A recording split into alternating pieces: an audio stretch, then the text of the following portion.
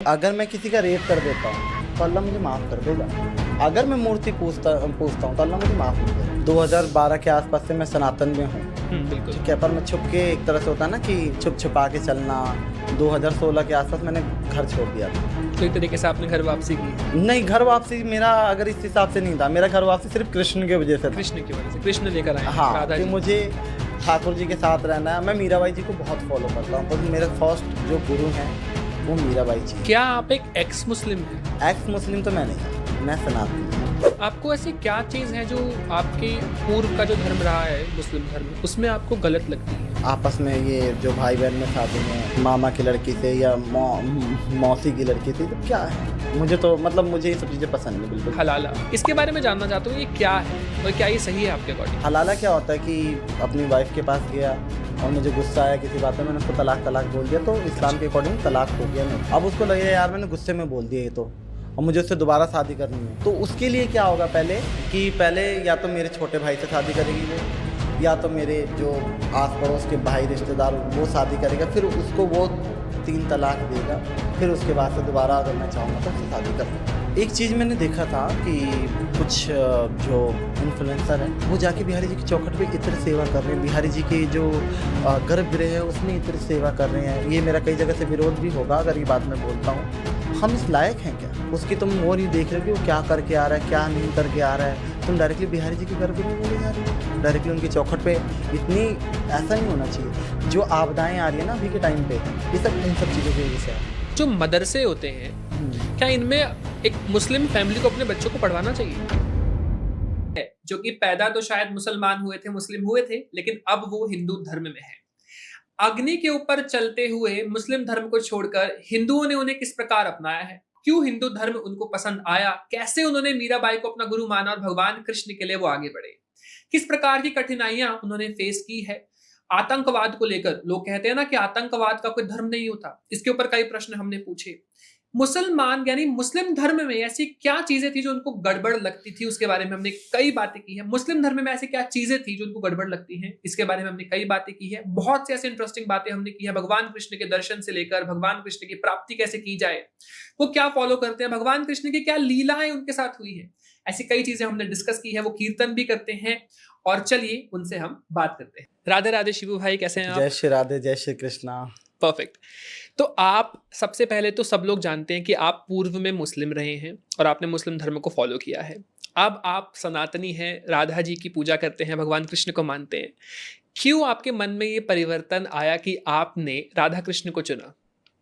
देखिए, मैं एक चीज़ मानता हूँ यहाँ पे कि मैं भगवान को चूज़ करने वाला नहीं हूँ। कहीं न कहीं भगवान मुझे चुनते हैं, क्योंकि मैं एक इस्लाम धर्म से आता हूँ, जहाँ पे मुझे बचपन से ये चीज़ सिखाया जाता है कि ये जो मूर्तियाँ हैं ये शैतान हैं, और ये जो मूर्तियाँ हैं ये मतलब इन्हें देखो मत, अल्लाह नालत फेंकता है। नालत का मतलब ये होता है कि तुम्हारे हाथ टूट जाए, पैर टूट जाए, नालत का मतलब ये होता है। और अल्लाह तुम्हें जहन्नम की आग में जलाएगा, क्योंकि मूर्ति, अगर मैं एक चीज़ बता रहा हूँ कि अगर मैं किसी का रेप कर देता हूँ तो अल्लाह मुझे माफ़ कर देगा। अगर मैं मूर्ति पूजता हूँ तो अल्लाह मुझे माफ़ नहीं करेगा। ये ऐसा लिखा है आपके? ऐसी बात है। ऐसी बातें कहते हैं जो हाँ, मौलवी होते हैं। कि अल्लाह सब माफ़ कर देगा, अल्लाह सब कुछ माफ़ कर देगा, अल्लाह शिर्क को नहीं माफ़ करेगा। हालाँकि मैं जिस मुस्लिम मुझसे आता हूँ, तो आपको बताऊँ 3-4 तरीके के मुस्लिम होते हैं। शिया और एक सुन्नी, और इसमें भी होते हैं बरेली और देवबंदी। अब बरेली देवबंदी में क्या है कि इन उन्हीं में से कोई एक है जो थूकता है, जो थूक जिहाद करता है। पर ये मुस्लिम बताएंगे ना, मैं कहूँगा कमेंट सेशन में वो मुस्लिम बता दें कौन थूकता है। पर इनमें से एक है कि मतलब ये ऐसा नहीं कि सारे थूकते हैं, इनमें से एक है जो थूकता है। कहाँ थूकते हैं? मतलब खाने में। मेरी मदर कहती थी कि इस अगर हम इस वाले उसमें जा रहे हैं ना, मुस्लिम में जैसे जात पात हिंदू में, तो हाँ। उनमें भी है, तो इनके वहाँ का खाना नहीं, ये थूक के देते हैं और ये करके देते हैं। बिल्कुल। बीच में ना आपकी मैंने एक वीडियो देखी थी, जिसमें मैंने देखा कि आप बीमार हो गए थे, बीच में आपको कैंसर की स्थिति बनी थी और आपने वो यूट्यूब पर बताया था। तो बहुत से लोगों ने कहा कि आप क्योंकि कन्वर्ट हुए हो तो अल्लाह का कहर आप पर बरसा है। इसको लेके क्या कहना चाहेंगे आप? ये अल्लाह का कहर नहीं कह सकते हैं। और मेरा तो इसलिए हुआ था, मैं ये चीज़ बताना चाहूँगा और बाकी लोगों को बताऊँ। मैं चिप्स वगैरह बहुत खाया करता था, मुझे मतलब आलू के चिप्स वगैरह, मैं तो कई बार उसको जो कच्चे आते हैं वो भी खा लेता था। तो उसकी वजह से मुझे लीवर की जो प्रॉब्लम है वो बहुत बाद में मुझे पता लगा। हालाँकि वो तो मैं ठाकुर जी की दया समझूँगा कि मुझे मतलब मेरी बॉडी ने कुछ ऐसी चीज़ें दी, तो मुझे काफ़ी सारे टेस्ट कराने के बाद ये चीज़ पता लगी कि हाँ, मुझे ये दिक्कत है और शुरुआत में ही पता लग गया, ये कह सकते हैं। और अब आप कैसे हैं? अब मैं देखो अल्लाह कहर कर रहा था, श्री जी ने मेहर कर दिया, आपके सामने बैठा हूँ। बिल्कुल। आप क्या अभी अपने माता-पिताजी से यानी अपने पेरेंट्स से क्या अभी भी टच में हैं? क्या वो बात करते हैं आपसे? मेरे पास एक बार लास्ट टाइम फ़ोन आया था मेरी मदर का कि देख ऐसा है कि उम, तेरी सारा इलाज वगैरह हम करवा देंगे, तू आ जा, तू घर पे आ जा और जो कुछ भी अभी अल्लाह ताला से तू माफ़ी माँग ले, अब भी कुछ नहीं बिगड़ा है, हुँ, अल्लाह का कहर तेरे ऊपर बरस रहा है, तू मान जा और आ जा।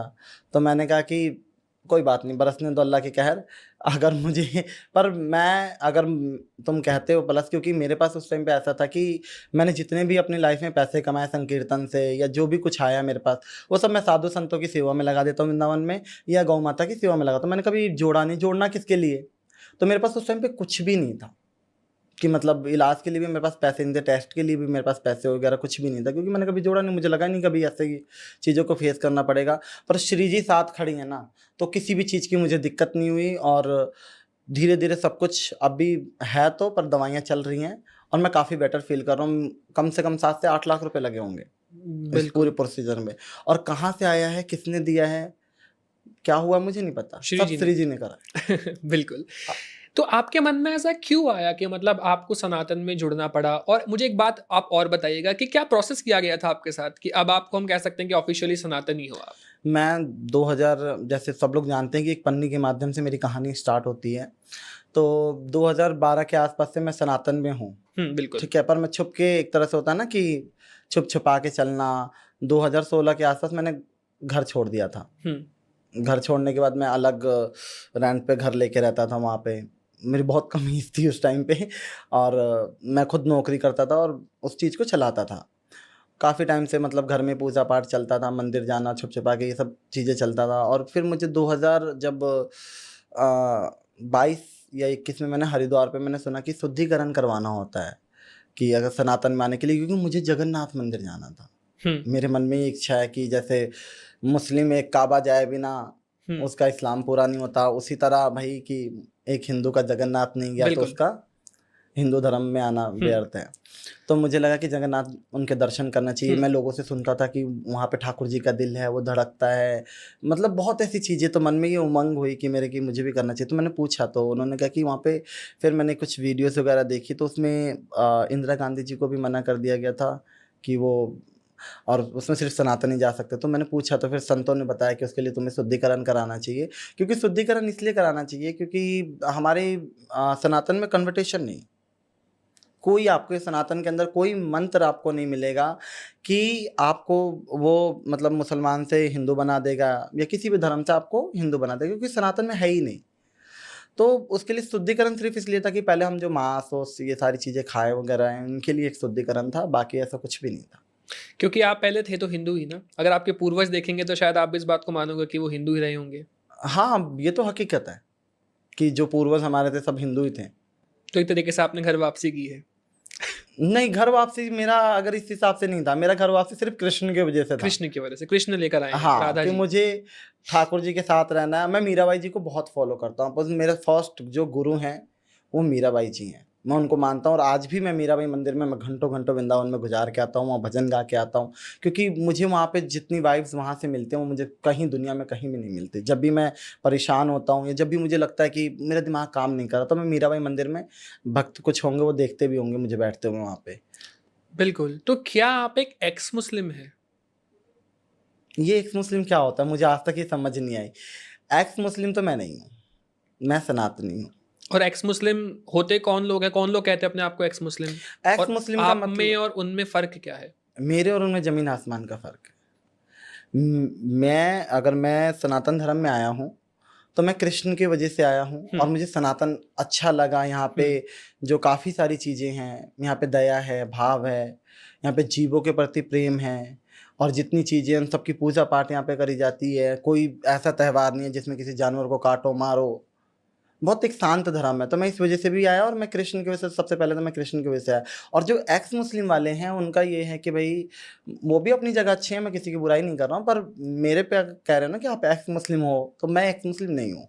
और वो भी इस वजह से मैं कहूँगा क्योंकि उन्होंने सिर्फ इस्लाम को छोड़ा है, उन्होंने इस्लाम को छोड़ा है। और उनका क्या है कि वो किसी धर्म को फॉलो नहीं करते।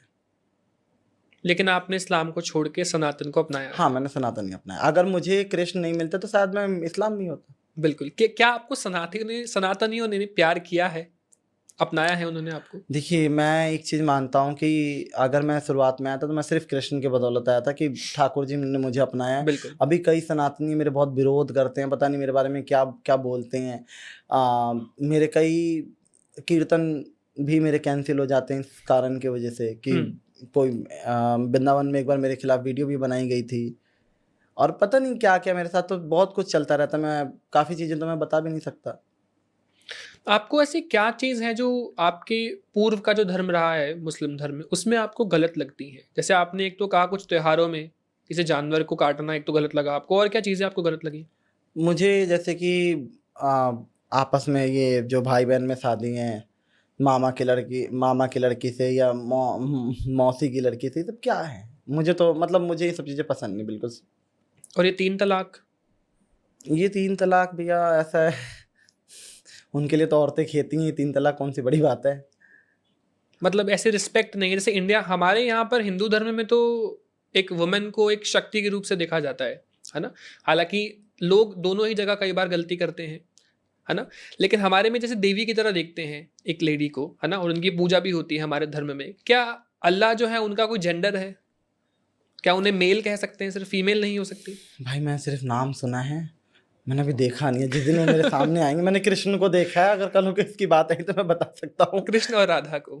हाँ, तो उनको मैंने देखा हुआ है, तो उनके बारे में बता सकता हूँ। अल्लाह को मैंने कभी देखा नहीं, नाम ही सुना है कि बिल्कुल। भाई।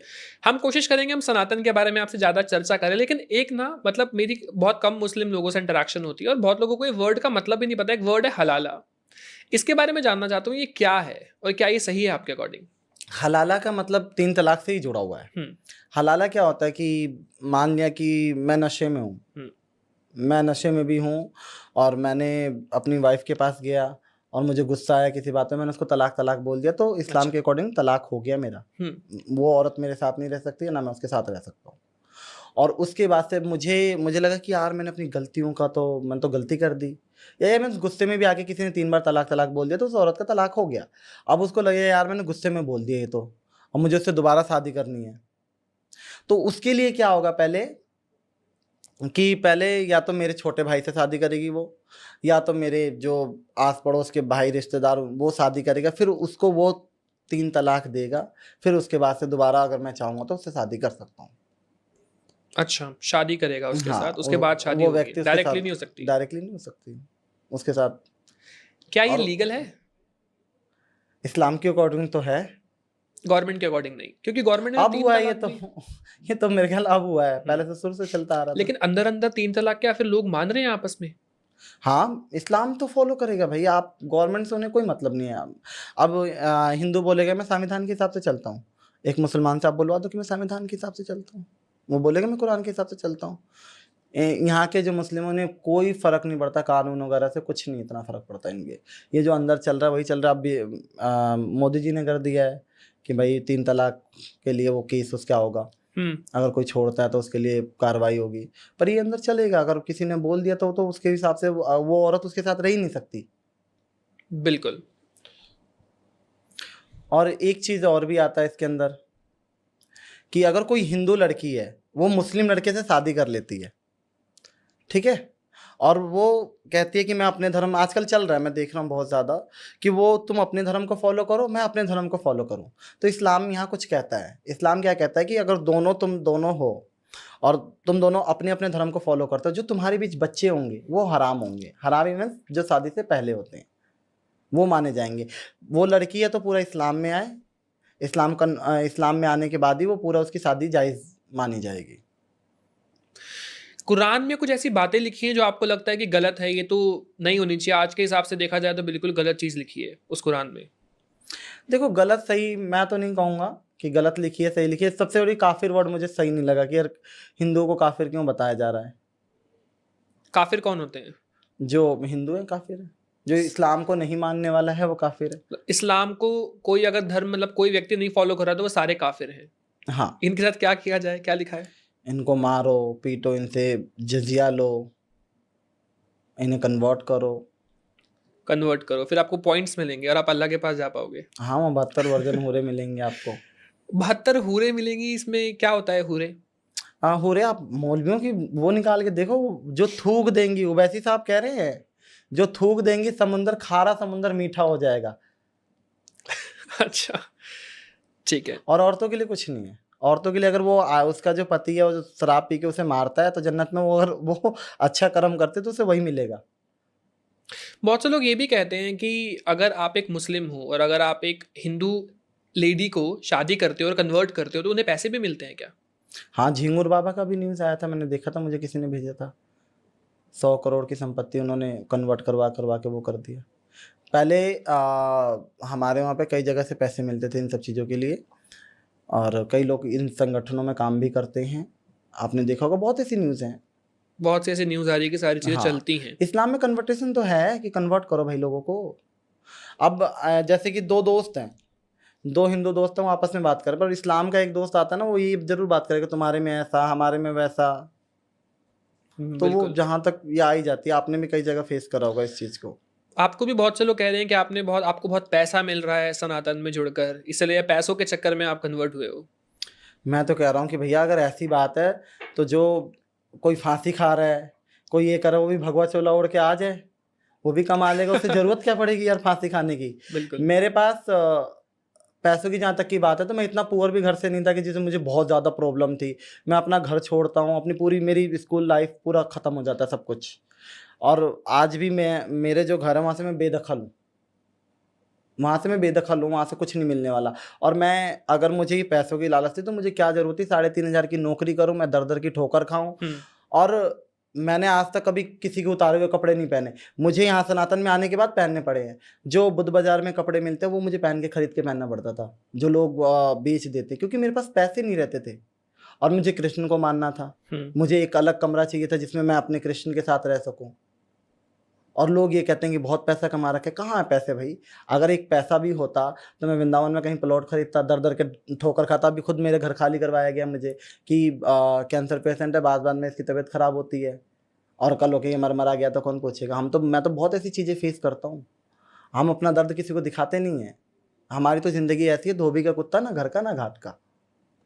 बस एक कृष्ण का सहारा है, राधा रानी का सहारा है, बाकी मुझे किसी एक व्यक्ति का ना सपोर्ट है ना सहारा है। मैं उन्हीं के भरोसे चलता हूँ कि भाई, और वो मेरे साथ कहीं ना कहीं थोड़ी बहुत दिक्कत होती है, फिर उसके बाद से वो मेरे साथ कहीं ना कहीं ऐसा लगता है। मैं ये चीज़ कहता हूँ कि हमेशा ऐसा लगता है कि वो मेरे साथ है। मैं ये कहता हूँ सब कुछ चला जाए, मुझे कोई फ़र्क नहीं पड़ता, बस जो तुम्हारा आभास होता है ना कि तुम मेरे हमेशा आसपास हो, ये चीज़ कभी नहीं जानी चाहिए। बिल्कुल। तो आप श्री जी के पास रहते हैं वृंदावन में? हाँ, अब मैं ठाकुर। क्या वृंदावन में घर लेना बहुत आसान है आजकल? देखिए, वृंदावन में जो बाहर के लोगों ने आके वृंदावन को इतना मतलब कॉस्टली कर दिया है।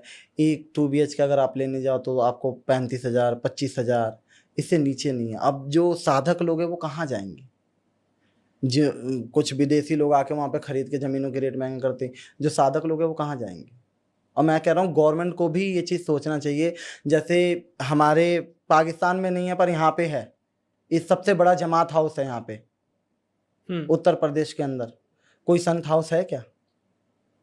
सारे संत हमारे ऐसे, अभी यमुना जी का पानी भरा पड़ा है, आप जाके देखो कैसे इधर उधर छुपते घूम रहे हैं। हमारे मंदिरों के पैसे गवर्नमेंट ले जाती है। इन संतों के लिए कुछ तो करना चाहिए, कुटिया तो बनानी चाहिए। अन टाइम में ऐसे हम लोग कहीं मैं खुद जाके मदद करता हूँ। हर चीज़ की वीडियो नहीं डालना चाहिए, अच्छा नहीं लगता है डालते हुए, क्योंकि मुझे लोग परपंच चाहिए नहीं। वहाँ पे बेचारे संत पड़े हुए, उनकी कोई सेवा करने वाला भी नहीं। जिनकी वजह से, जिनके मंदिरों के तुम पैसे खा रहे हो, जिन संतों ने इस मंदिरों को बचाया है, उनकी स्थिति इतनी बुरी है कि उनके पास कुछ है ही नहीं। अभी यमुना जी का पानी भरा हुआ, यमुना जी पे एक माता जी बैठी हो, पता नहीं कहाँ गई हुई है, मैं उनको ढूंढ रहा हूँ। बिल्कुल। यहाँ पे एक जमात हाउस बन जाता है, यहाँ पे एक मदरसे बन जाते हैं, पर यहाँ पे एक संत हाउस नहीं बनता, या संत के रहने के लिए कुछ जगह नहीं मिलता। अब लोग कहते हैं आश्रम इतने सारे बने, मुझे बड़ा ज्ञान आता है कि भैया आश्रम बहुत सारे बनते हैं, आप आश्रम में क्यों नहीं चले जाते हो? मैं सबकी तो बात नहीं करूँगा, एक आश्रम में मैं गया हुआ था, वहाँ ठाकुर सेवा आप बाद में करो, पहले आश्रम की सेवा करो। अब भैया मेरे से नहीं हो पाएगा। मैं तो ये चीज़ कहता हूँ कि पहले मेरे ठाकुर जी हैं, मैंने जब माँ बाप को नहीं देखा तो ये क्या चीज़ है, मैं कहा फुटपाथ पे रह लेंगे, कहीं झुग्गी डाल लेंगे, पहले ठाकुर सेवा है, बाद में किसी की सेवा है। क्या आप भी अपनी ऑरा की एनर्जी को स्कैन करवाना चाहते हैं, ऑरा रीडिंग करवाना चाहते हैं, जानना चाहते हैं जो भी आप मंत्र जाप कर रहे हैं वो आपकी बॉडी में लग रहा है या नहीं, आपके ऑरा की एनर्जी कितनी बनी है, आपके ऑरा का कलर क्या है, कितना ऑरा आपका बड़ा है, घर में कोई नेगेटिव एनर्जी है या नहीं, जो भी आप हनुमान जी की या देवी माँ की, कृष्ण जी की, जो भी आप मंत्र चैंटिंग करते हो, क्या उनका कनेक्शन आपसे बन रहा है, कौन सी सिद्धियां आप प्राप्त कर चुके हैं। साथ ही में आप मेडिटेशन क्लासेस ले सकते हैं, सीख सकते हैं मेडिटेशन, कुंडलिनी की प्रैक्टिस कर सकते हैं, कुंडलिनी के चक्रों के बारे में जान सकते हैं एंड अपनी ऑरा की एनर्जी स्कैन करवा सकते हैं और मेडिटेशन की क्लासेस के लिए भी इनरोल कर सकते हैं। थर्ड आई के बैचेस, मंत्र हीलिंग के बैचेस, बहुत सारी चीजें हैं जो हम सिखाते हैं। हमारे वेबसाइट पे जाकर या फिर हमारे दिए गए नंबर पर टेक्स्ट कर कर, कॉल कर कर, व्हाट्सएप कर कर आप इंक्वायरी कर सकते हैं। जय माता दी। बिल्कुल। वृंदावन में आजकल कॉरिडोर बनने को लेके बहुत सी चर्चाएं चल रही हैं। इसमें ब्रजवासी कुछ अलग कहते हैं, जनता की अलग मांग है, सरकार कुछ अलग कहती है। तो आपकी क्या सोच विचार है इस चीज़ को लेकर? मेरी सोच विचार ये है कि जैसे हम लोग कॉरिडोर बन रहा है तो वृंदावन की जो चीज़ें हैं, काफ़ी चीज़ें डेवलपमेंट भी होंगी, और मुझे ऐसा लगता है कि हम लोगों के लिए थोड़ा दिक्कत हो जाएगी। जैसे हम लोग जाते हैं पीछे गली से जाके बिहारी जी के दर्शन करके आ जाते हैं। अब जैसे मैं खाटू श्याम एक बार मैं गया हुआ था, वहाँ इतनी भीड़ था, इतना रश था कि जाने मतलब हम लोग क्या है ना कि वृंदावन का ऐसा है कि हम लोग बिहारी जी को जब तक 5 मिनट 10 मिनट 15 मिनट खड़े होकर ना देख लें तब तक सुकून नहीं आता हमें। और कॉरिडोर बन जाएगा तो उन्हें देखने को भी हमारे को नहीं मिलेगा, नहीं मिलेगा इतना, हमारे को नहीं मिलेगा, क्योंकि हम लोग रात को जाते हैं उनको देख के आते हैं। तो वो भी सारी चीज़ें हैं, और लोगों को दिक्कत भी हो रही है, तो लोग कह रहे हैं बनने भी चाहिए। तो भैया देखो, ना तो भैया मैं वीआईपी दर्शन करने वाला हूँ, ना मुझे किसी ने कराई, ना तो मैं इसके सपोर्ट में हूँ और ना मैं इसके विरोध में हूँ। जैसे बिहारी जी की इच्छा होगी वो खुद कर लेंगे, मैं ये लेकिन वृंदावन के मंदिरों में क्या जो चीज़ें थोड़ी बहुत चीज़ें चल रही हैं कि आपको पास से दर्शन करना है तो इतने, इत्र सेवा करनी है तो इतने पैसे आपको देने पड़ते हैं, और कई चीज़ें आपको पैसे देने पर ही प्रसाद मिलता है। बहुत सी चीज़ें ऐसी हैं जो वहाँ पर धन देकर चलती हैं। तो क्या ये चीज़ें सही हैं आपके लिए? एक चीज़ मैंने देखा था कि कुछ जो इन्फ्लुएंसर है वो जाके बिहारी जी की चौखट पे इत्र सेवा कर रहे हैं, बिहारी जी के जो गर्भगृह है उसमें इत्र सेवा कर रहे हैं। ये मेरा कई जगह से विरोध भी होगा अगर ये बात मैं बोलता हूँ। हम इस लायक हैं क्या? उसकी तुम वो नहीं देख रहे हो कि वो क्या करके आ रहा है, क्या नहीं करके आ रहा है। तुम डायरेक्टली बिहारी जी के गर्भगृह में ले जा रहे हो, डायरेक्टली उनकी चौखट पे। इतनी ऐसा नहीं होना चाहिए। जो आपदाएं आ रही है ना अभी के टाइम पे, ये सब इन सब चीज़ों की वजह से आ रही है। ये सब पवित्र जगह है, हर किसी का हाथ नहीं लगता। राधा वल्लभ मंदिर में है कि अगर आप गोस्वामी को छू भी दोगे ना तो दोबारा उनको स्नान करना पड़ेगा, बिल्कुल। इतना तक पवित्रता है। अब वो व्यक्ति आ रहा है पैसे के दम पे, वो अंदर कैमरा लेके घुस जा रहा है गर्भगृह में, वो गर्भगृह में बिहारी जिसमें वो शयन करते हैं उसको छू रहा है, उसके ऊपर इत्र लगा रहा है। जब आप मुस्लिम कन्वर्ट हुए थे, मुस्लिम से हिंदू में जब आप कन्वर्ट हुए थे, तो इसमें क्या आपको और भी लोगों को कॉल्स आए थे कि आपके साथ साथ उनको भी कन्वर्ट होना है और हिंदू ज्वाइन करना है, हिंदू धर्म? नहीं, पहले तो नहीं आए थे, और जब बाद में लोगों ने देखा या जो वीडियो के माध्यम से इसके लिए देखा तो मुस्लिम लोगों के फ़ोन आने लग गए। अभी कल की मैं बात बताऊँ, एक बनारस से कॉल आता है मुझे कि उसका नाम कुछ आता है सुहेल खान करके। नंबर कहाँ से मिल गया उन्हें? यूट्यूब नंबर पर? मेरा संकीर्तन बुकिंग के लिए अच्छा है, तो उनका फ़ोन आया सुहेल खान, तो कह रहे भैया हम संकीर्तन कराना चाहते हैं। तो मैंने कहा कि सुहेल खान नाम आ रहा है और ये मैं कहा मुसलमान कब से कीर्तन करवाने लगे भाई? तो मुझे लगा ऐसे होगा कोई लड़ने झगड़ने वाला। तो कह रहे नहीं भैया हम मुस्लिम थे पर अब हम इसमें आ गए, सनातन में आ गए हैं, तो हम आपका कीर्तन करवाना चाहते हैं। और हम बनारस से हैं और एक कोई ब्राह्मण हैं, उन्होंने अपना गोत्र दान उन्हें दे रखा था। तो ऐसी चीज़ें, एक महिला है सलमा खातून, वो भी एकादशी के व्रत रखती हैं। अब लोग फ्रीडम, जैसे मैं अकेला नहीं हूँ जिनको कृष्ण महसूस होता है, बहुत सारे लोग हैं ऐसे, बहुत सारे मुस्लिम हैं जिनको पहले लगता था कि अगर हम कन्वर्ट हो गए तो क्या होगा। अब वो मुझे देख के धीरे धीरे वो सोचते हैं कि हाँ भाई जब ये चल सकता है तो हम भी चल सकते हैं। और इसी बात को मुसलमानों से मुझसे बहुत प्रॉब्लम होती है, इसीलिए मेरे जान के पीछे पड़े रहते हैं। लेकिन आपको डर नहीं लगता जैसे कभी आपको बुला ले लेकिन ये किसी और इरादे से आपको बुलाएं, झूठ बोलकर कीर्तन नहीं कराना हो? देखिए मैं एक चीज़ मानता हूँ, कान्हा जी मेरे पास हैं और मुझे ना हर चीज़ का आभास हो जाता है, मुझे चीज़ों का पता लग जाता है पहले। आप जो भक्ति से व्यक्ति जुड़ा हुआ है ना, उसके अंदर एक चीज़ होगी, उसका ऑरा इतना वो होगा कि वो पहली चीज़ों को पता लग जाएगा। अगर मेरे जीवन में कुछ बुरा होने वाला होता है तो मुझे पहले पता लग जाता है, या मेरे घर में कुछ बुरा होता है जब भी मुझे पता लग जाता है कि हाँ मेरी मदर के साथ कुछ हुआ है या मेरे घर वालों के साथ कुछ हुआ है, तो ये पता लग जाएगा। बिल्कुल। क्या कुछ लीलाएं कृष्ण भगवान ने, राधा जी ने आपके साथ की हो जो आप बताना चाहो? बहुत सारी हैं। कोई एक छोटी सी लीला आप बताना चाहें? मैं कहाँ से स्टार्ट करूँ, मैं खुद कंफ्यूज हो जाता हूँ। आज भी अभी लेटेस्ट जब मुझे तबीयत मेरी बहुत ज़्यादा ख़राब थी, सुबह के टाइम पे मैं नहा तो पाया नहीं था, और मेरे लड्डू गोपाल सेवा के हैं, बहुत टाइम से मैं उनकी सेवा कर रहा हूँ। तो तबीयत इतनी ख़राब थी कि मुझसे उठा भी नहीं जा रहा था, इतनी वीकनेस हो गई थी, और अब मैं नहाया भी नहीं था। मैं क्या कैसे मैं उठाऊँ, और सुबह का टाइम है, जब मैं 6 बजे उठ के बैठता हूँ तो मैं देखता हूँ लड्डू गोपाल अपने आप उठ के बैठे हुए। वो शायद उसकी वीडियो भी होगी कि मेरे पास ये कि लड्डू गोपाल अपने आप उठ के बैठे हुए हैं। और मेरे साथ ऐसा भी होता है कि मैं घर में कई बार ये सोच के चला जाऊँगा यार बिजली बिल ज़्यादा आएगा, मैं पंखा बंद कर जाऊँगा और पंखा आऊँगा तो ओपन रहेगा। ये चीज़ें मेरे साथ ये तो बहुत ज़्यादा होती हैं। बहुत सी लीलाएं हैं, बट आप ये तो डिस्कस भी नहीं कर सकते हैं ना, भगवान हाँ, मना कर काफ़ी देते सारी हैं। चीज़ें नहीं, मैं उतना ही कर रहा हूँ जितना करा जा सकता है। अलाउड।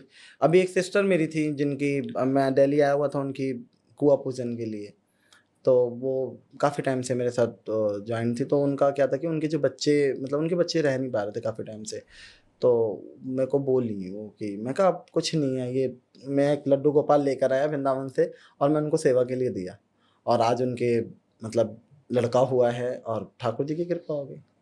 बिल्कुल। वो मुझे बैठ के वो उन्होंने मुझे बोला ना, तो हम लोग बैठे होते थे, मैंने कहा कि बहन तुम्हारा तो कुआँ ही पूजिएगा।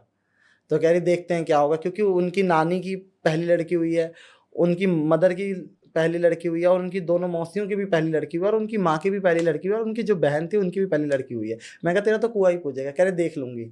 मैं कहा ठीक है बहन देख लेना। और उनका फ़ोन आया था कि 5 तारीख को मेरा कुआँ पूजन है, भाई आना ज़रूर है। तो ये श्री जी की माया है। बिल्कुल, श्री जी की कृपा है और सब पर बनी रहे। एक प्रश्न है, कई लोग ना कहते हैं कि जो आतंकवादी होते हैं, इनका कोई धर्म नहीं है। इसको लेके आप क्या कहोगे? कई लोग क्या कहते हैं, तो मुसलमान कहते हैं ना कि आतंकवादी का धर्म नहीं होता। मैं कह रहा हूँ सरकार, गवर्नमेंट भी अगर वीडियो देख रही होगी तो मैं गवर्नमेंट से भी कहना चाहता हूँ, जो ये कहते हैं ना कि आतंकवादी का धर्म नहीं है, गवर्नमेंट क्या करे, इन्हें हिंदू रीति रिवाज से जलाए। मैं कह रहा हूँ आतंकवादी नहीं बढ़ेंगे। आतंकवादी का बिल्कुल धर्म सही। नहीं है। मुल्ला उसका जनाजे का नमाज पढ़ा रहा है, उसको दफन कर रहा है ले जाके, मुसलमान के रीति रिवाज क्यों कर रहे हो? मुझे कर दोगे क्या? अगर मैं मर गया तो तुम लोग क्या मुझे तो पूछेंगे भी नहीं। बिल्कुल। मेरे से मैं ज़्यादा गुनहगार हूँ आतंकवादी से। आतंकवादी फिर भी सही है, उसको तो बाइज्जत उसको दफन करा जाएगा। बिल्कुल। तुम लोग एक तरफ, ये तो सिर्फ कहने की बात है ना कि मतलब सामने बंदे को हाँ धर्म नहीं है वो तो कर गया, आतंकवादी का धर्म नहीं है। पर आतंकवादी वही मर जाएंगे ना, तो मुस्लिम रीति रिवाज से ही तुम लोग उसको दफन करोगे, उसे नहीं ले जाके। मैं कह रहा हूँ गवर्नमेंट अगर इन्हें जलाना स्टार्ट कर देगी ना, तो ये आतंकवादी बनेंगे ही नहीं। खौफ खाएंगे कि 72 हुर्से कहाँ मिलेंगे, यहीं जला के वो कर दिया जाएगा। तो मतलब हम आपके अनुसार जो हमारा मुस्लिम धर्म है उसमें जला देंगे तो आप नहीं पहुंचने वाले अल्लाह के पास, उनके अकॉर्डिंग। हाँ, तो उनके लिए डर है कि हम जला देंगे तो वो आतंकवादी नहीं बनेंगे। वो सबसे ज़्यादा डरते हैं इन सब चीज़ों से। तो बिल्कुल नहीं, ये आइडिया बहुत अच्छा दिया आपने। मैं कह रहा हूँ गवर्नमेंट अगर सुन रही हो तो भैया आप ये कह देना कि जो आतंकवादी निकलेगा उसके, क्योंकि उसका धर्म ही नहीं है। जब मौलाना खुद कह रहा है, जब धर्म नहीं है, मौलाना उसके खिलाफ फतवा जारी करके कह रहा है उसका धर्म नहीं, तो खत्म करो फिर। क्यों उसको ले जाके भाई जाती? सब दोगलापन है सरेआम। बिल्कुल। एक और प्रश्न मेरा इसमें रहेगा, जो मदरसे होते हैं, क्या इनमें एक मुस्लिम फैमिली को अपने बच्चों को पढ़वाना चाहिए? मदरसे, मुझे ऐसा लगता है हमारे टाइम पे जो मदरसे होते थे, एक तो मौलवी मारता बहुत ज्यादा है, अच्छा। बहुत बुरी तरीके से। सबसे बड़ी बात तो ये। और दूसरी चीज़, आजकल मदरसे में पता नहीं मतलब क्या मौलवियों को वो चढ़ा हुआ है, जो बच्चे, मेन बच्चे भी नहीं छोड़े, जो लड़के हैं उनको नहीं छोड़े वो लोग। बीच में कई न्यूज़ भी ऐसी आती है। हाँ, आप सर्च मारो ना, 70 निकल जाएंगी कहीं क्या। अपने बच्चों को ध्यान देना चाहिए भाई। मदरसे में वहाँ पे मारते बहुत बुरी तरीके से। मदरसे में पढ़ाते क्या? साइंस मैथ्स पढ़ाई जाती है? कुछ क्या नहीं है, पढ़ाया सिर्फ जाता एक है? अरबी की किताब लो और वहाँ भय भय करते जाओ, पढ़ते जाओ। मतलब कुरान पढ़ा रहे हैं?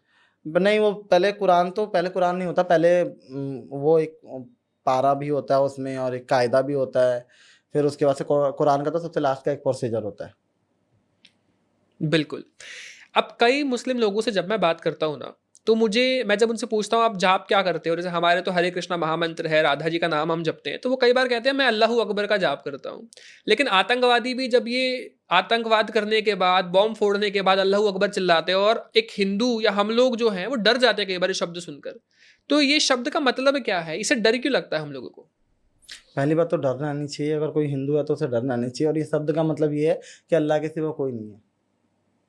अल्लाह के सिवा कोई नहीं है, कोई नहीं है। तो मतलब ये पॉजिटिव एक वर्ड है मुस्लिम में, लेकिन हम लोग तो डर जाते हैं सुनकर, क्योंकि आतंकवादी इसी का उपयोग करते हैं, इसी का इस्तेमाल करते हैं। तो वही तो कह रहा हूँ, आतंकवादी तो उनका धर्म भी नहीं होता अल्लाह अकबर बोल के, उनका मजहब भी नहीं है, जब भी वो अल्लाह अकबर बोल के वो बम फोड़ रहे हैं। तो उनके अनुसार हमें मारने पर वो 72 हूरों के पास पहुंचेंगे, उनको, उनके अनुसार। आपके अनुसार कहाँ पहुंचेंगे? मेरे अनुसार तो नहीं जलाना चाहिए, मैं कह रहा हूँ इनके मरने के बाद। मरने के बाद जलाना चाहिए, तो फिर तो ये यमराज के पास पहुंच जाएंगे। मैं ही यमराज के पास पहुंचा ही नहीं, क्योंकि इनका धर्म ही नहीं है ना। अब मौलाना बोले जा रहे हैं कि भाई इनके ये कि आतंकवादी का कोई धर्म मजहब नहीं होता, और फिर आतंकवादी मुसलमान ही क्यों होता है, ये भी मुझे समझ नहीं आता। सारे ही मुसलमान देखे गए हैं। और इंडिया में क्या आप वो देखेंगे कि जो अमेरिका में भी हुआ था ओसामा बिन लादेन, उसे तो अमेरिका ने हमारे घर पे तो शोक बन रहा था भैया, हमारे मोहल्ले में शोक बन रहा था जब ओसामा बिन लादेन, मैं छोटा सा था, टीवी पे न्यूज आती थी उस टाइम पे भी, सोशल मीडिया वगैरह नहीं था। घर में सब ऐसे रो रहे जैसे मेरे बाप मर गया हो, मातम मचा हुआ था इंडिया में। हाँ हाँ, अच्छा, मुझे तो बाद में समझ आया कि वो एक आतंकवादी था, क्योंकि छोटे थे उस समय समझ नहीं थी। मुझे समझ नहीं थी। मैं बैठ के टीवी के आगे, मैं भी सब रो रहे हैं, मैं भी रो रहा हूँ बैठ के। अभी जब राम मंदिर बना था, तो उस समय जब राम मंदिर बना तो वो जमीन राम जी की हो गई, लेकिन वो एक चल रहा था ना मुस्लिम और हिंदू के बीच में एक कोर्ट केस, तो उस समय मुसलमानों का क्या माहौल था घर में? घर में पहले तो उन्हें पता था कि कांग्रेस कहीं जाने नहीं देगी हमारे को, क्योंकि वो मुद्दा आगे आगे जाता था। और मैं धन्यवाद करता हूँ मोदी जी का, जो उन्होंने इतना आगे आए और सारे सनातनी आगे हैं और राम मंदिर को बनवाया। और एक तमाचा सा लगता था कि मतलब हिंदुस्तान में रह के राम जी की पूजा भी नहीं कर सकते उनकी जगह पे। बिल्कुल। योगी जी ने पैसे भी दिए हैं आपको, तो ये भी खबर चल रही है। मैं कह रहा हूँ अगर सुन रहे हो तो मुझे दे दो, मुझे बहुत ज़रूरत है फिलहाल के लिए। मैं कोई वृंदावन में कुटिया वटिया ले लूंगा। अगर कहीं भाई मिलता हो कि धर्म चेंज करने के पैसे सनातन में आने के, तो मुझे बताना कोई। कितने पैसे चाहिए आपको योगी जी भैया से? मुझे इतना चाहिए कि एक कुटिया छोटी सी बन जाए जिसमें मैं रह सकूं आराम से, ताकि मुझे लोग निकाले ना, बाहर ना फेंके। मेरे साथ पता है क्या होता है कि मैं कहीं मकान लेता हूँ, उस मकान मालिक को धमकी आ गया था, मैं काम करने बीच में जा रहा था, वहाँ काम वाले को धमकी आ गया था, मेरे संकीर्तन थे वहाँ तक धमकी आ गया था कि पहले इसको फाइनेंशियली इतना डैमेज कर दो ताकि ये कुछ हो। लेकिन पहले से थोड़ी राहत तो मिली होगी, लोग शांत भी तो हुए होंगे, काफी समय हो गया, क्योंकि तंग करते करते आपने तो हार मानी नहीं। मैं बता रहा हूँ 100 साल भी हो जाएगा ना और मैं जिंदा हूँ, तभी मुझे नहीं छोड़ेंगे। एक व्यक्ति था, किसी ने 30 साल पहले कुछ बोला था इस्लाम के अकॉर्डिंग, उसको 30 साल के पीछे भी उसको मारा गया था। कहीं बाहर की न्यूज़ है, मुझे याद है, क्योंकि ये लोग नहीं वो करते। लेकिन आपके साथ तो श्री जी हैं, तो चिंता हाँ, की कोई बात नहीं। मुझे मौत का डर ही नहीं है। जब मैंने इस्लाम छोड़ा तब मुझे लगा कि भाई मौत, मैं मर तो उसी दिन गया था, बस श्री जी के लिए हूँ और श्री जी मेरी हैं। कुछ दोस्त अभी भी आपसे जुड़े हैं क्या? आपको भी कहते हैं वापस आने के लिए? हाँ, कहते हैं वो लोग। लेकिन आपको अभी हिंदू में भी दोस्त मिले होंगे? नहीं, मैंने ना इन सब चीज़ों से मैं दूर हूँ, दोस्त और सिर्फ श्री जी को दोस्त हाँ, बनाया है। बस क्योंकि मेरा बाहर निकलना या ज़्यादा लोगों से घुलना मिलना नहीं होता। मैं, आपने मेरी वीडियोस में भी आप देखोगे कि मैं किसी के जाके नाम ज़्यादा मत्थे टेकता हूँ ना, मुझे ज़्यादा पब्लिसिटी की किसी की लालच है कि मैं उस महात्मा के पास जा रहा हूँ, उनके पास जा रहा हूँ कि वहाँ से मुझे पब्लिसिटी मिले या ये मिले। अधिकतर लोगों को आप देखोगे वहाँ जाते हैं, मैं कहीं नहीं जाता। मैं अपनी, मेरा सोशल मीडिया पर रहने का यही है कि मैं अपनी आवाज़ उठा सकूँ, अदरवाइज़ मुझे कोई ज़रूरत नहीं है, क्योंकि मुझे ये टाइम वेस्ट ही लगता है और मेरे भजन में ही दिक्कत करती हैं ये। बिल्कुल, लोग आपको इस नज़र से नहीं देखते हैं कई बार, जैसे आप कभी दीक्षा लेने जाओ, किसी संत से मिलने जाओ, या कुछ लोग आपको ऐसे भी देख सकते हैं कि क्योंकि आप पहले मुस्लिम रहे हो तो आपको वो वैसा ना देखे जैसे एक आम हिंदू व्यक्ति को देखते हैं। देखिए, मैं आपको एक चीज़ बताऊं, काफ़ी लोग मुझे से आएंगे और बोलेंगे कि भैया आप इस आश्रम में चले जाओ, वहाँ चले जाओ, ये कर लो, वो कर लो। कई जगह की हकीकत हमें पता है, हम जानते हैं। हमारे को देखिए ऐसा है, मुसलमान हिंदू हमें अपनाता नहीं है। काफ़ी सारे जो हैं, मतलब मेरे साथ भी खड़े हैं, मैं ऐसा नहीं बोलूँगा, उनका धन्यवाद है। और काफ़ी मेरे विरोध में भी खड़े हैं, उनका भी धन्यवाद है। पर कहने का मतलब ये है कि एक बार मैं कहीं किसी संत के वहाँ गया हुआ था, तो उनके चेले चपाटे थे, तो मुझे किसी ने बोला था कि यार आपको गुरु दीक्षा लेना तो ज़रूरी है, बिना गुरु के तो भाव पार नहीं लगोगे। मैं शुरू से अपने मन में मीरा जी को मैं गुरु मानता आया हूँ और उनकी फ़ोटो भी मेरे घर में लगी हुई है। तो मैं कहा चलो, होता नहीं कि अंदर से आवाज़ आती है कि ये व्यक्ति बस मेरा गुरु है, उनकी बातें सुन के ऐसा लगती है। तो 2021-22 की बात है, मैं वहाँ पे गया हुआ था। उनके कुछ चेले चपाटे थे जो कहते हैं आप तो मुस्लिम धर्म से हो ना? मैं कहा हाँ जी, मैं तो मुस्लिम धर्म से हूँ। मैं झूठ क्यों बोलना? तो आपका बाहर तो विरोध हो रहा है। मैंने कहा हाँ जी हो रहा है। तो आपका यहाँ फिर हमारा भी विरोध होगा आपकी वजह से, तो यहाँ तो नहीं होगा आपका दीक्षा। तो दीक्षा के लिए मना किया आपको? हाँ, तो मैंने उस टाइम से प्रण ले लिया कि भाई श्री जी मीराबाई जी गुरु हैं और वो है, बाकी जो होगा सो होगा। मीराबाई जी को क्यों चुना आपने एज अ गुरु, या उन्होंने आपको चुना है? लेकिन आपका कनेक्शन क्यों है मीरा जी से? मेरा मतलब उनको मैं देखता हूँ तो मेरे अंदर और मतलब जो होता है ना, एक उत्तेजना होती है कि मैं और ज़्यादा भक्ति के लेवल में आगे जाऊँ, जिससे कृष्ण आगे आके खड़ा हो जाए। मेरा श्री जी से थोड़ा कम है, हालांकि दोनों एक हैं। और मेरा श्री जी से कम है, मेरा कृष्ण से ज़्यादा, इसलिए मेरे पास दुख थोड़े ज़्यादा रहते हैं। क्योंकि वो बाहर दुनिया, वो क्या करते हैं ना, कृष्ण जब हमारे जीवन में आते हैं तो जितनी दुनियावी रिश्ते हैं, नाते हैं, वो सब तोड़ते जाते हैं। और वो सिर्फ, मैं अगर कोई चीज़ें में, अगर किसी चीज़ में आपको लगे कि ये चीज़ मुझे अच्छा लगता है, वो चीज़ आपसे छीन लेंगे। इसलिए छीन लेंगे क्योंकि उन्हें पता है कि जब मैं इनसे छीनूंगा तो ये फिर मेरे और करीब आता जाएगा। बिल्कुल। तो आपका कृष्ण भगवान से ज़्यादा प्रेम हाँ, है? मुझे उन्हीं से मिलना है। और लास्ट ये इच्छा है कि श्री यमुना जी का तट हो, प्यारा बंसी बट हो, मेरा सांवरा निकट हो, जब प्राण तन से निकले। बिल्कुल। एक आपका ना लाइव देखा था मैंने यूट्यूब पे, जिसमें आप कह रहे थे कि अब तो आपको मारने के लिए कहीं पर कुछ टोटका किया जा रहा है। मेरे साथ लोग ये कहेंगे कि जादू टोना कुछ नहीं होता, पर हम मानते हैं, हम इस वजह से भी मानते हैं कि हमारे जो, अब कई लड़कियां हैं, मुस्लिम लड़कियों पे टोटके कर, हिंदू लड़कियों पे टोटके करके उसको वशीकरण कर लिया जाता है। हम्म। हमने अपनी आंखों के सामने, मेरे जो नाना थे वो एक तांत्रिक ही मतलब कह सकते हैं, उसी टाइप के थे। और हमने ये चीज़ें अपने घर में देखी हैं। वो जैसे कोई आता था जिनके ऊपर करा धरा होता था, तो ऐसे वो गोल सा कुछ बनाते थे, सर्कल सा, और उस पर 7 लौंग रखते थे। जिनके ऊपर करा धरा होता था वो बीच में आ जाता था। हमने तो ऐसे चीज़ भी देखी है अपने घर के अंदर कि कोई एक व्यक्ति था, मेरे नाना ने उनको गोद लिया हुआ था, तो उसको है ना, मतलब जादू टोने से उसको कंठ के मतलब जो वॉइस होती है उसकी बंद कर दी गई थी। मेरे नाना ने सुअर की बलि दी और उस टाइम पे वो बोलने लग गया। हमने अपनी आंखों से देखी हुई चीज़ें ये।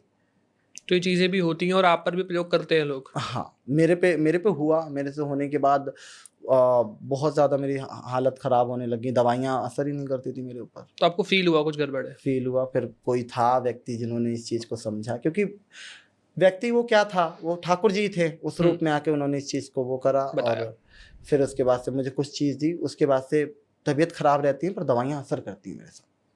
क्योंकि तंत्र विद्या तो ऐसी चीज़ है कि आपको सामने से, आप व्यक्ति को बीमार से बीमार कर सकता है। क्योंकि उसमें क्या, तंत्र विद्या में ज़्यादातर क्या होता है कि आपको दवाइयाँ असर ही नहीं करेंगी। बीमारी तो आपको रहेगा और डॉक्टर भी बताएगा कि है, पर वो दवाइयाँ आपको लगेंगी नहीं। मेरे साथ यही हो रहा था। अब मैं काफ़ी बेटर इसलिए फील कर रहा हूँ कि वो दवाइयाँ तो चल रही हैं पर दवाइयाँ असर भी कर रही हैं, और कुछ चीज़ें मैंने डाल भी रखे अपने गले में। तो आपको बचा भी रही है। बाकी हाँ, श्री जी और कृष्ण जी वो तो श्री जी ही हैं। मैं कह रहा हूँ बचाने वाले श्री जी हैं। वो जो जिसने मुझे बना के वो चीज़ दिया, वो भी तो श्री जी के रूप में है। तो मैं तो अकेला, मुझे कौन पूछ रहा है? ऐसे तो 70 लोग हैं। बिल्कुल। आपका नरसिम्हा जी से भी है क्या कुछ जुड़ाव? कुछ फील करते हैं आप? नहीं, मैं प्रहलाद जी की नरसिंह भगवान है, तो उनसे फील तो नहीं, पर हाँ उनसे एक चीज़ मिलती है कि जब ज़्यादा अंत हो जाए किसी चीज़ का, तो उसके लिए हमें अपना कदम एक उठाना चाहिए। बिल्कुल। एक प्रश्न मेरा ये रहेगा, ऐसे लोग जो आपका पॉडकास्ट देख रहे हों और अभी वो मुस्लिम हैं लेकिन वो आना चाहते हैं हिंदू धर्म में, उनके लिए आप क्या कहना चाहेंगे? कैसे वो शुरू कर सकते हैं? देखिए, मैं एक चीज़ कहूँगा कि अगर आप आना चाहते हो तो किसी को भी आना है तो अपने मन से आओ और अपने पूरा दृढ़ निश्चय करके आओ कि मैं फिर वापस नहीं जाऊँगा। खुल के जीना कोई वो नहीं है, अपराध नहीं है, कोई पाप नहीं है। अगर मेरा मन कर रहा है कि मैं खुल के जीऊँ, मेरा मन करे भगो कपड़े ना पहनूँ, मैं जींस टी शर्ट पहन कर घूमूँ, तो मुझे घूमना चाहिए। फ्रीडम तो अपनी लाइफ में होना चाहिए ना। अब उसका मन कर रहा है कि वो सनातन में आके मतलब पूजा करना चाहता है, मंदिर दर्शन करना चाहता है, कुछ भी हो तो वो कर सकता है। ये चीज़ सभी धर्मों के लिए है, मुझे ऐसा लगता है। तो सबसे पहला कदम क्या होगा? गंगा में स्नान करने जाए, किसी पुजारी जी से बात करें, इसका प्रोसेस क्या है, क्या करें? देखिए, मैं तो कहूँगा कि भैया सबसे पहले तो कुछ ना करें, पहले अपने मन को शुद्ध करें अंदर से, फिर पुजारी जी के पास जाए, फिर गंगा किनारे जाएं। बिल्कुल। तो आपके जो अभी के विचार हैं भगवान कृष्ण को लेकर, और आप अभी आगे बढ़ रहे हैं अध्यात्म में, फ्यूचर में क्या आप शादी करेंगे, संन्यास लेंगे, क्या कुछ विचार हैं आपके आगे नहीं, के? शादी वादी कुछ नहीं करना, एक जीवन मिला है वो कृष्ण पे समर्पित है। तो आप संन्यास की तरफ जाएंगे? हम्म। बिल्कुल, श्री जी की कृपा से। परफेक्ट। तो इस पॉडकास्ट को हम यहीं पर अंत करेंगे, लेकिन अंत करने से पहले मैं चाहूंगा कि आप के जो व्यूअर्स ने आपको देखा है, आपको कैसी भी मदद चाहिए या कुछ भी आप संदेश देना चाहें हमारे व्यूअर्स को, तो आप दे सकते हैं। मैं उनसे यही कहूँगा कि जो हम जैसे लोग आते हैं, मेरा भला करे ना करे, मेरे साथ तो कृष्ण है मैं ये चीज़ मानता हूँ, पर हम जैसे जितने भी लोग आते हैं या कोई सनातन में आता है तो उनको सपोर्ट करें, उन्हें उनके अपनाएं। साथ खड़े हों, उन्हें अपनाएं, ताकि वो लोग, क्योंकि उन बाहर उनको मारने के लिए लोग घूम रहे हैं, काम वो कर नहीं सकते। मैं अगर कभी ज़िंदगी में कभी कुछ अगर शिव जी देती हैं मेरे साथ, पैसा अगर होता है आगे चल के, तो मैं इनके लिए कुछ ना कुछ एक चीज़ करूँगा। बहुत सारे लोग हैं, मुझे फ़ोन आता है, अभी एक लड़के का फ़ोन आया था कि उसको मस्जिद में अनाउंस करा गया कि उसका सर काट के लेकर आओ, उसको पैसे मिलेंगे। वो ओहो। क्योंकि इस्लाम छोड़ दिया उसने। और एक हमारे ना एक बच्चा भी वायरल हो रहा है, अभिनव अरोड़ा है जिनका नाम, जो राधे राधे करते हैं, कई वीडियोस बनाते हैं। कि आपका कभी इंटरेक्शन हुआ है उनसे, और उनके बारे में क्या कहना चाहोगे आप? मैं उस बच्चे को देखता हूँ यमुना किनारे घूमता हुआ, कभी यहाँ कभी वहाँ, उसके पापा कैमरा लेके खड़े रहते हैं, तो वो भी ठीक है अपनी जगह, मैं एक एंजॉयमेंट के लिए ठीक है, पर अब बच्चे की लाइफ ऐसा मत खराब करो कि इसकी पूरी ज़िंदगी मजाक बन जाए। तो आपको लगता है कि उनके पेरेंट्स की कहीं ना कहीं गलती है इस चीज़ में? हाँ, क्योंकि जो भक्ति का मार्ग है ना, वो खुद चाहे कोई कितना भी वो दिखावा कर दे, पर वो जब तक अंदर नहीं उतरेगा तब तक वो नहीं होगा। और मैं एक चीज़ और भी बताऊँ कि आजकल बहुत सारी चीज़ें चल रही हैं कि भक्ति के मार्ग में आके वायरल हो जाना, ये हो जाना, वो कर देना, इसको ढोंग करके अपने आप को ऊपर दिखा देना, फॉलोवर गेन कर लेना, ये सब तुम कर लोगे। बहुत जो पाखंड होता है ना, वो बहुत जल्दी ऊपर बढ़ता है और उतना ही जल्दी वो नीचे गिरता है। बिल्कुल। बहुत बहुत शुक्रिया आपका आज के पॉडकास्ट में आने के लिए, और आपको राधे राधे, और बहुत सारी शुभकामनाएं आपकी आगे के जीवन के लिए। राधे बहुत राधे। बहुत धन्यवाद मुझे बुलाने के लिए, और आपसे बात करके बहुत अच्छा लगा। राधे राधे, जय श्री कृष्णा। कई बार बातें करते करते आज पहली बार पॉडकास्ट में मेरे रोंगटे खड़े हुए, और मैंने जाना एक स्ट्रगल को, कि क्यों आप जब एक हिंदू बनते हो तो कई बार हम लोग ही ऐसे लोगों को सपोर्ट नहीं करते हैं। तो मैं चाहता हूं कि आप इस पॉडकास्ट को ज्यादा से ज्यादा शेयर करिए, ताकि और भी ऐसे लोग जो शायद मुस्लिम हैं, उन्हें परेशानी है, उन्हें कोई भी प्रॉब्लम है, वो आपके पास पहुंच सके, आपसे मदद मांग सके। और आप अगर इन्हें नहीं अपनाएंगे तो कौन अपनाएगा? क्योंकि सनातन धर्म कहता है वासुदेव कुटुंबकम, यानी कि हमारा पूरा विश्व ही एक है और हम सब में कोई भेद नहीं। तो आप इन्हें अपनाइए। इनकी कॉन्टैक्ट डिटेल्स भी मैं डिस्क्रिप्शन पर डाल दूंगा, आप इन्हें रीच आउट कर सकते हैं कीर्तन के लिए, और आप इनसे भी इंक्वायरी कर सकते हैं। आप सभी का बहुत बहुत शुक्रिया हमें प्यार देने के लिए और इस पॉडकास्ट को देखने के लिए। राधे राधे, जय माता दी, जय श्री कृष्ण।